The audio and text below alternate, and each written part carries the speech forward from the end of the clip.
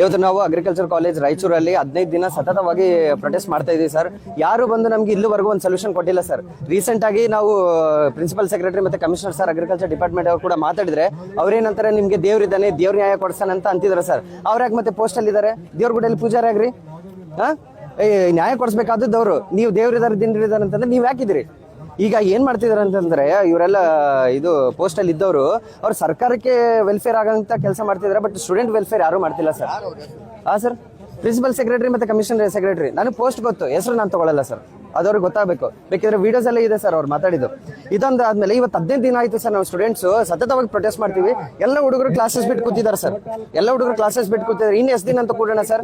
ಈಗ ನಮ್ಮ D K Shivakumar sir, ನಮ್ಮ CM ಸರ್ ಡೆಲ್ಲಿಗೆ ಹೋಗ್ಬಿಟ್ಟು ಪ್ರೊಟೆಸ್ಟ್ ಮಾಡ್ತಾರೆ, ಏನಂತ ಮಕ್ಳಿಗೆ ನ್ಯಾಯ ಸಿಗ್ಬೇಕು ಅಂತ ಹೇಳಿ. ಇಲ್ಲಿ ಯಾರು ಕೊಡಿಸ್ಬೇಕು ಸರ್ ನ್ಯಾಯ? ಯಾರು ಕೊಡಿಸ್ಬೇಕು ಸರ್ ನ್ಯಾಯನ? ಫಸ್ಟ್ ಮನೇನ ಸುದ್ದಿ ಮಾಡ್ಕೋರಿ ನೀವು, ಆಮೇಲೆ ದೇಶನ ಸುದ್ದಿ ಮಾಡ್ರಿ ನೀವು. ಅವ್ರಿಗೆ ಪ್ರೊಟೆಸ್ಟ್ ಅವ್ರಿಗೆ ಸಪೋರ್ಟ್ ಮಾಡೋದು ತಪ್ಪಂದಿಲ್ಲ ನಾವು, ಫಸ್ಟ್ ಇದನ್ನ ನೋಡ್ಬೇಕಲ್ಲ ಸರ್. ಆಮೇಲೆ ಅಗ್ರಿಕಲ್ಚರ್ ಅಲ್ಲಿ ಎಷ್ಟು ದೊಡ್ಡ ಘಟನೆ ನಡೀತಿದೆ ಅಂದ್ರೆ ನೀವು ರೀಸೆಂಟ್ ಆಗಿ ನೋಡಬಹುದು. ಯಾವ್ದು ವೆಟರ್ನರಿ ಆಫೀಸರ್ ಅಲ್ಲಿ ಎಷ್ಟು ಎಲ್ಲ ಇದು ಗುಟಾಲ ಆಗಿದೆ ಅಂತ ಹೇಳಿ. ಅದು ನಮ್ಮ ಅಗ್ರಿಕಲ್ಚರ್ ನಾಳೆ ಆಗುತ್ತೆ. ಇವತ್ತಿನ ದಿನ 12 ಪ್ರೈವೇಟ್ ಕಾಲೇಜಸ್ ರೋಡಿಗೆ ಬಂದಿದ್ದಾವೆ ಸರ್, ರೋಡಿಗೆ ಬಂದಿದ್ದೇವೆ.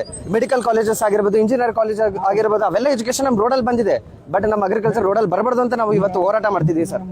ಇದು ಆಗ್ಬೇಕು ಸರ್. ಆಮೇಲೆ ಸಿದ್ದರಾಮಯ್ಯ ಇದು ಡಿ ಕೆ ಶಿವಕುಮಾರ್ ಸರ್ ಆಗಿರ್ಬೋದು, ಎಲ್ಲ ಆಫೀಷಿಯಲ್ಸ್ ಏನಿದಾರಲ್ಲ ಅವ್ರಿಗೊಂದು ನ್ಯಾಯ ಕೊಡಿಸ್ಬೇಕು ಸರ್. ಆಮೇಲೆ ನಮ್ದು ಬೇಡಿಕೆಗಳು 6 ಬೇಡಿಕೆಗಳು ಇದಾವೆ ಸರ್. ಒಂದು AO ಎಕ್ಸಾಮ್ಗಳಲ್ಲಿ ಯಾವುದೇ ರೀತಿ ರೈಟೆಕ್ ಮತ್ತೆ BE ಬಯೋಟೆಕ್ನಾಲಜಿ ಅವ್ರನ್ನ ಇನ್ಕ್ಲೂಡ್ ಮಾಡಬಾರ್ದು. ಯಾಕಂದ್ರೆ ಇದು ಪ್ಯೂರ್ ವೈಲೇಷನ್ ಆಫ್ ರೂಲ್ಸ್. ಯಾವುದು ಸುಪ್ರೀಂ ಕೋರ್ಟ್ ರೂಲ್ಸ್ ವೈಲೇಷನ್ ಆಗಿದೆ, ಬಟ್ C&R ರೂಲ್ಸ್ ವೈಲೇಷನ್ ಆಗಿದೆ. ಸೆಕೆಂಡ್ ಒಂದು ದೇಸಿ ಪ್ರೋಗ್ರಾಮ್ ಸರ್, ಇದು 1 ವರ್ಷದಲ್ಲಿ 10th ಮತ್ತೆ 12th ಪಾಸ್ ಯಾರಿಗೂ ರೋಡಲ್ಲಿ ಹೋಗೋರಿಗೆ ಕೊಡ್ತಾರೆ ಸರ್. ಇದು ಲೈಸೆನ್ಸ್ ನ ನೀವು ಸೀಡ್ ಮಾರಾಟ ಮಾಡ್ರಿ, ರೈತರಿಗೆ ರೆಕಮೆಂಡೇಶನ್ ಮಾಡ್ರಿ. ಮತ್ತೆ ನಾವೇನ್ ಮಾಡೋಣ? 150 ಕ್ರೆಡಿಟ್ 4 ವರ್ಷ ಓದ್ತೀವಿ, ನಾವೇನ್ ಮಾಡೋಣ ಸರ್?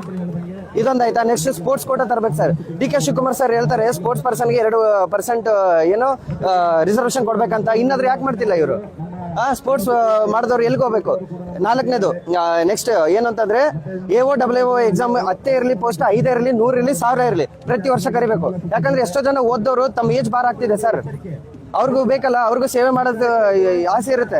ಆಮೇಲೆ ಇವತ್ತು ನಮ್ಮ ರೈತ ಸಂಘದವರು ಎಲ್ಲರೂ ನಮ್ಮ ತಂದೆ ತಾಯಿಗಳು ಸರ್, ಇವತ್ತು ಅವ್ರು ಬಂದು ಕುಂತಿದ್ದಕ್ಕೆ ನಮ್ಗೆ ಇಲ್ಲಿ ಪ್ರೊಟೆಸ್ಟ್ ಮಾಡಕ್ಕೆ ಕೊಟ್ಟಿದ್ದಾರೆ.